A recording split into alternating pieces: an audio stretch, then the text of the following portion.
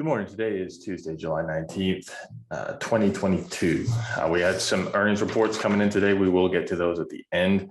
IBM was a big one last night. That's down about 6% this morning. Guidance is very weak, just driven by when they're launching the next mainframe and then also foreign exchange. And that's going to be a theme as we talk about throughout today and probably going through the entirety of earnings season as well, as just foreign exchange really hitting people, because when you sell in Europe in euros, you're not getting as much in dollars as you did 3 months ago. And same thing if you're selling in Japan, same thing if you're selling in any of these countries. The currencies are extremely weak relative to the dollar, and that's going to be a theme as we go forward with a lot of these big multinationals.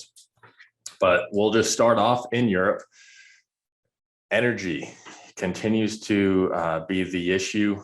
Yesterday we talked about that there was some optimism in the market that Nord Stream would come online on Thursday, but that is not looking like it's going to be the case.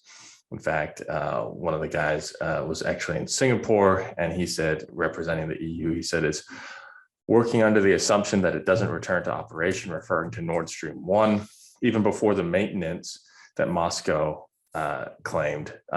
Russia had cut deliveries to just 40% of its capacity in Nord Stream 1 pipeline again. And we talked about the game theory dynamics of this yesterday, and just doesn't make sense why Russia would lose that leverage by continuing to ship gas. But they are looking to make an agreement with Iran, the Russians are, and they signed a memorandum of understanding yesterday for $40 billion. Gazprom will develop the oil fields in Iran, oil and gas fields. Iran sits on the world's second largest gas reserves after Russia. So what Putin is trying to do is he's trying to enable that and basically create a monopoly on gas and maybe supply the Chinese. And I think that's kind of the strategic aim for him. Meanwhile, European industries are looking to ration gas, and this all comes ahead of the ECB meeting on Thursday. For the Saudis' part, they say that they don't see a lack of oil as a lack of refining capacity, and they say that more refining capacity is needed. They also reiterated that Russia is a, quote, integral member of OPEC+.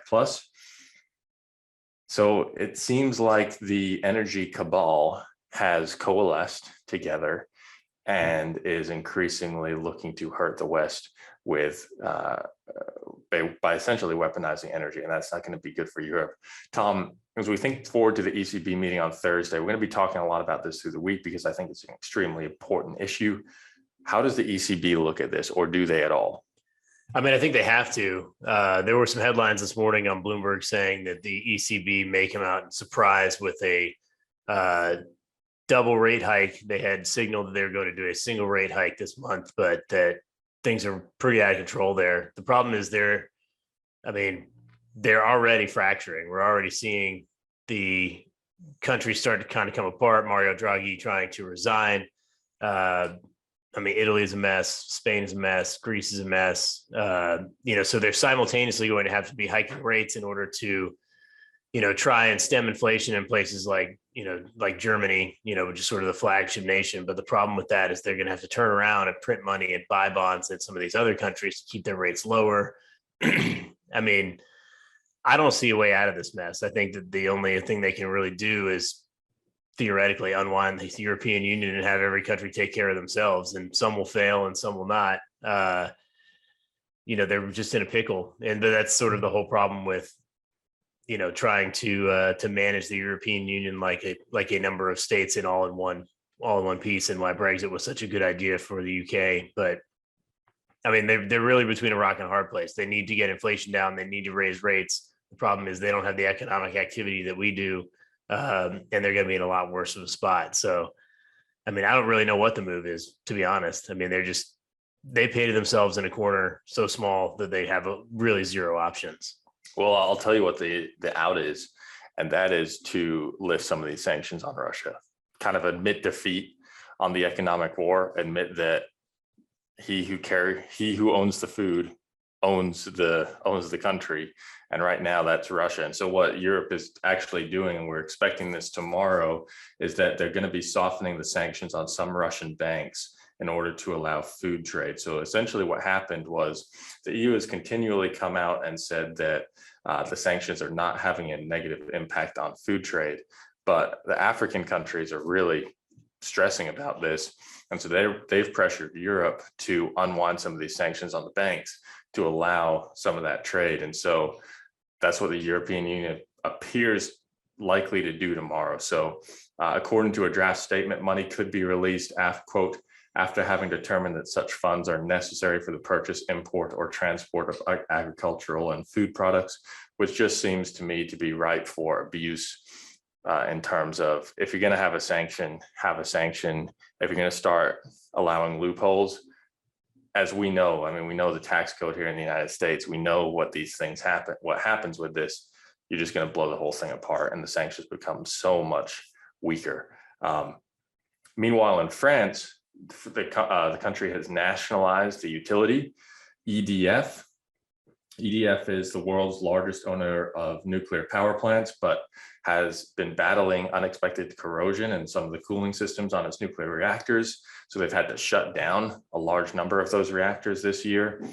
So nuclear power generation is actually down 15% year over year. On top of that, what the French have done is that they've capped the price of electricity for residential use, for retail, which means that EDF then has to go on the wholesale market, buy electricity at extraordinarily elevated prices, and then sell that to its utility customers at that capped price.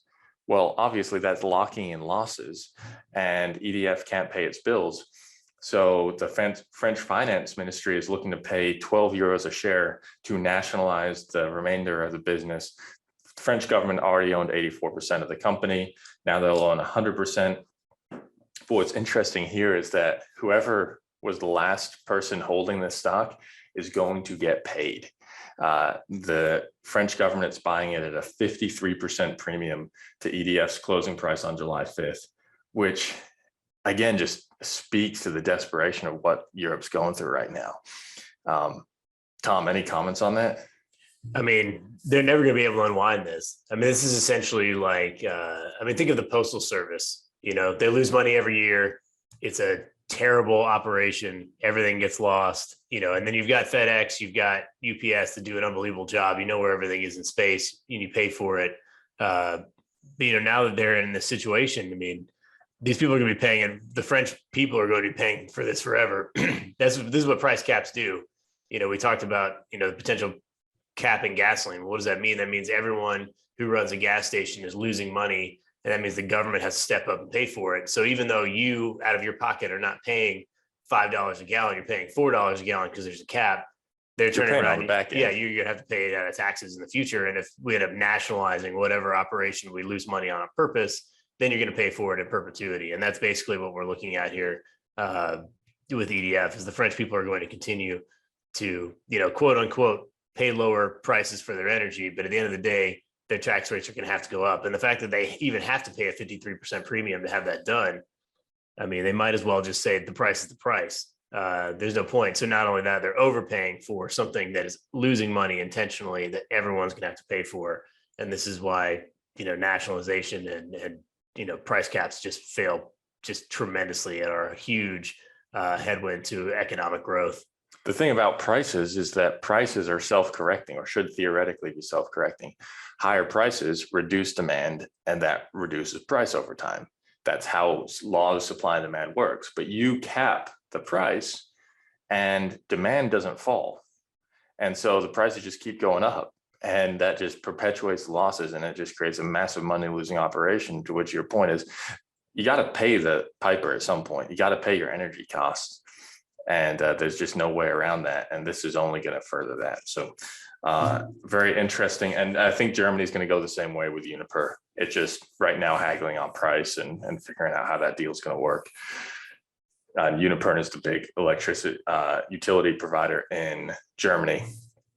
There was a fund manager survey out of Bank of America this morning. This comes out monthly, and the pessimism is ripe. So if I'm actually looking for one reason of optimism in this market, it's how negative people are on the economy. So let me just give you some statistics. Global growth expectations slumped to an all-time low, a net negative 79%. Inflation is actually expected to fall, which I think is interesting and makes me a little bit nervous about where inflation is going.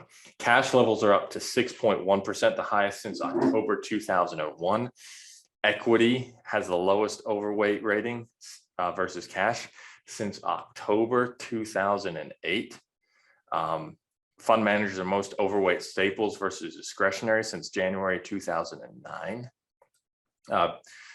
Again, people very overweight. Healthcare, staples, energy, very, very underweight discretionary. They're more than 2 standard deviations, almost 3 standard deviations underweight equities relative to history. That's a, if we're talking about the sigmas, that's a 3 sigma event to be that underweight. And this is an active decision that's been made by managers. So there's dramatically reduced exposure. So I would say, err on the side of safety here. But the problem is everyone's erring on the side of safety, which also creates weird bubbles in things like healthcare stocks, staples, utilities, bonds even. So I think this is a place where we just have to be nimble, have to acknowledge the environment and go to what is cheap. Tom, what are your thoughts on this? Because if people are already overweight bonds, thinking inflation is going to go down, is there an upside risk to interest rates here? Or do you kind of agree that interest rates are going to start to come down? I think there is definitely upside risk, particularly on the long end. I mean, we've seen just unbelievable demand for the 30-year treasury. The 10-year treasury has dropped significantly, and yet nobody wants short-term bonds. But functionally, as a piece of bond math, there is less risk, even in interest rates on the short end, than there is in long end. You only need, if you've got a duration of 2, you're going to need a very large move to lose money. If you have a duration of 10, you're only going to need, 1/5 of the move in order to lose the same amount of money you lose on a 2-year bond. And people don't understand that. It's almost like when the opposite last year, where people are like, man, you got to stay short because bonds are going to sell off. Well, the shortest bonds are the ones that hurt the most because the shorter end of the curve came up the most, because that's where the Fed plays. And so it's backwards thinking. So people are like, oh, I'm just going to lock in for 30 years, at 3%. Well, if that goes to 4%, you're going to lose money in a very, very fast way. Whereas if you buy a 2-year bond at 3.15 and it goes to a 4% on the 2-year treasury, you're really not going to lose that much money. You might lose 2-3%. And so that's what you need to be paying attention to, is that, you need to not just zig when others are zagging, but it's like a lot of this is first level thinking. I got to get safe. I'm going to these safe things. But if everybody goes there, the prices go up, and therefore they become less safe than you think. It has to be that second level thinking, which is that, what's the second derivative of that? How do I become safe by making an effective decision based on what the market's doing and not on what just say, Verizon is safe? It's about thinking those 2 steps ahead. Kind of what we were saying in the macro presentation. You got to set up that chessboard. Don't try to get the king initially. You're just going to get yourself in trouble. You have to plan your moves and set it up and then go for the attack. And that's exactly what we're trying to do here. Trying being the operative word. Trying our best. Veritas is in talks to acquire NCR. I just bring this up. This is a local company here in Atlanta. It has a current market cap of $4 billion. Pretty poorly managed, I would say, over time. It has a decent business. It used to be the National Cash Register company. Was owned by AT&T at one point, as it seems like most companies ultimately are at some point in their lifespan. They launched a strategic review in February. Stock's still down 30%, but now it looks like Veritas, a private equity company, is coming in and pretty interested. I don't know if a deal is going to come through. These private equity companies are prime for saying there's about to be a deal and then kind of walking away, getting cold feet. And I wouldn't be surprised to see that. But they have nice cash flows. So it would make sense as a private equity target. It's the right size. Apple is slowing hiring. This was the big story yesterday. Market was actually doing quite well yesterday, and then Apple came out with this news, and the market really fell. I was a little bit surprised. I don't know if you were, Tom, that the market responded so powerfully to this Bloomberg report that Apple is going to start slowing hiring in certain divisions, basically just giving some of these divisions a lower than expected budget for their people for 2023. So I was a little bit surprised it took the market down. We've already seen a lot of these announcements from other companies. I don't know if you were. Yeah, I'm shocked that the market found this surprising. I mean, Google, Facebook, Tesla, everybody else in that space, all of the CNBC tech companies that get tons and tons and tons of coverage have already done this. If anything, I would say Apple implementing austerity measures is a sign of a good business plan. They're saying, hey, we're going to lock down just like everybody else. We're not going to be hiring unnecessarily, spending money on things we don't need. We just want to get through this next period and then, look to make a decision further down the road in 2023. And so, in my mind, that's a good thing for Apple. It's a smart move. In the market's mind, I think people are just looking for more excuses to sell. Obviously, pessimism is high. It's just kind of ridiculous, I think, to think that companies aren't going to start doing this. I think every company on the planet is about to do the same thing. Yeah.